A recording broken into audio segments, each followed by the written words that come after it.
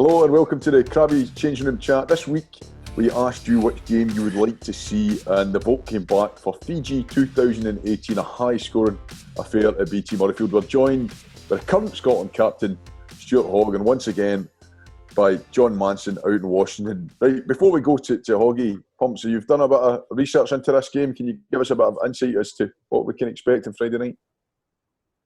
Yeah, I had a look at this game. It was an absolute belter at Murrayfield. But firstly, I've got to say about Hoggy's hair. It is looking absolutely magnificent. Every time I see him, it's an unbelievable height. Unbelievable height. Is there any tips for the lockdown hairdo, Hoggy? If you've got for anybody? Yeah, I think over the last couple of years, I might have had a little bit of work done. I don't know. You tell me. I have a number for you if you would like it. But yeah, I'm actually surprised during lockdown it's not falling out. I haven't spent as much time with Jill and the kids. But yeah, I've got some luscious locks back, and I'm enjoying it.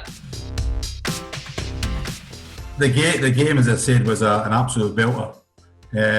First half, a real warrior attrition. Things that stand out for me for that game, Hoggy, was there was a bit of local interest. We had Big Bill Mata, we had Big Leone, so Edinburgh and Glasgow fans would have been delighted to see them. The rise of young Horney and young Adam Haisto coming through, getting on the international scene, and of course everybody's best pal Tommy Seymour getting his hat-trick that day. It was a great occasion for Tommy. He was delighted, as we all know, the smiler. But for him to run in 3 tries was great for him, and it was a good time in his life, great time as a player for Scotland. Okay, what about the game itself? So we mentioned there already that Tommy managed to pull a hat-trick out of the bag, but what other standout moments for you other than that game? You were just back, weren't you? You'd been injured, you just got yourself back. That was my first game back for injury. Yes, another injury that I had along the way. I remember the build-up to this week and being really quite nervous for numerous reasons. One, I was just coming back fit, and it was going to be my first game back. But two, the calibre of player that we were going to be coming up against. I think, look at Bill Mata, Leone, Semi Radradra, Vola. These are big names and quality rugby players, and we knew going up into this game that we'd have to be at our best for 80 minutes to get the result. And I think, the kind of first half, as you say, it was a ding-dong battle. I think we were actually, until Tommy scored just before half-time, we were getting beat. So, yeah, it was a hugely physical encounter. It was fairly loose at times as well. I'm not sure who it suited better, them or us. But I enjoyed it. It was great to be back. Another occasion at BT Murrayfield to be involved in, and the boys loved it. So John mentioned that Big Leone was playing for Fiji, the guy that you obviously know very well from your days at Glasgow. Did you manage to get a hold of him in that game, or did you spend the game trying to avoid him? Yeah, probably try to avoid him. I think, like everything, we knew how Leone played. We knew that we had to get a lot of numbers around him and try and trap the ball at the earliest opportunity, because he has the ability, as we all know, to take 3 or 4 guys on and still manage to get the ball away. So, yeah, I think we managed to keep him fairly quiet. Did we concentrate on him a little bit too much? Probably. It allowed other boys to get into the game.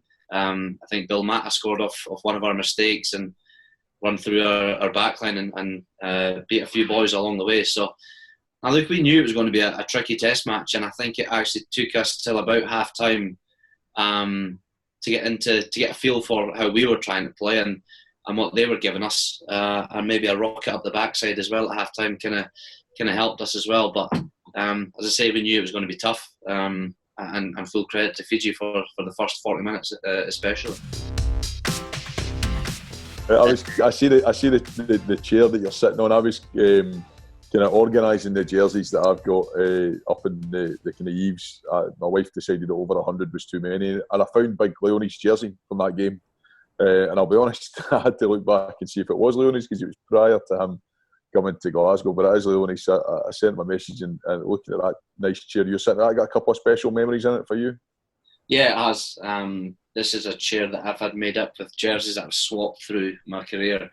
It's always a special occasion to swap your opposite number. And I think, I've got France here, an Italian, South Africa, Ireland, Argentina, Wales on the back, people that I've got a lot of respect and admiration for. So I wanted to make something special. So I made up this chair, and I'm really, really chuffed with it. You and your wife Jill, you occasionally partake in a lot of Crabbie's gin, don't you? We do. Well, no, it's good to be professional. It's also good to enjoy yourself, and there's nothing better than Jill and I settling down, having a couple of gins together, and it's not often we get to do it just the two of us. Sometimes the kids go to bed at the right time, all three of them, and we can chill out a bit. But we do enjoy it. It's a perfect storm, isn't it? When you get all the kids at the same time going to bed, and it's like, wow, there's still a bit of this day left. Yeah, you kind of sit for the next kind of half an hour on edge, though one of them might come back down the stairs, and you're just kind of try to find your feet a little bit. But as soon as that half hour's gone and they're definitely not coming back down, you can relax and unwind and enjoy a few drinks. Going back, a conversation on the playing against teams that have got mates in it. Do you enjoy that element of it? Like, you have done it a bit now, obviously, with the Chiefs playing Glasgow in the last year or so. Is that something that you look forward to, or would you rather play against a team that you can just put to one side completely as far as any relationships you've got? I guess through time you come up against like an old teammate or somebody you know really quite well from tours you've been on or whatever, but nothing compares to playing against your former team. I tell you what, the boys knew exactly how I play, what riles me up, and they managed to do that incredibly well. I think I would have loved to have played against you. Honestly, I think Wilson just spent 80 minutes down at Sandy Park chasing after me. And I think we were on a switch at one point, and it was a dummy cut, and I was coming under, and Wilson bit down for me, and thankfully I didn't get the ball because he was literally he was just waiting on me. And as I ran up to him without the ball, he kind of laughed in my face and said I was lucky. So it was pretty, as I said, it was weird to play against Glasgow again, but to go back to Scotstoun was pretty cool. And that was a brilliant game of rugby to be involved in as well. And unfortunately, the kick hit the crossbar at the end. That'd have been pretty cool to have stuck that one over after the banter I received off the fans. That's a big moment, that, Hoggy.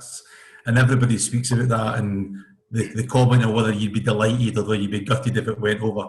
What's the truth? What's the truth? Look, I'd have been chuffed because at the end of the day, I was there to play for the Chiefs, and I think then if I got that kick over, Glasgow were out of Europe straight away. So it would have been bittersweet. Don't get me wrong, but I think from my personal point of view, it had gone down as my biggest kick.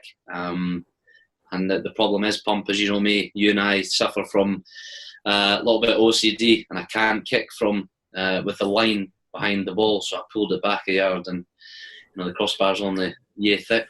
I managed to build it. So, but now look, it was special to be back at Glasgow. Would it have capped it off a little bit better, nailing the kick? Yeah, probably.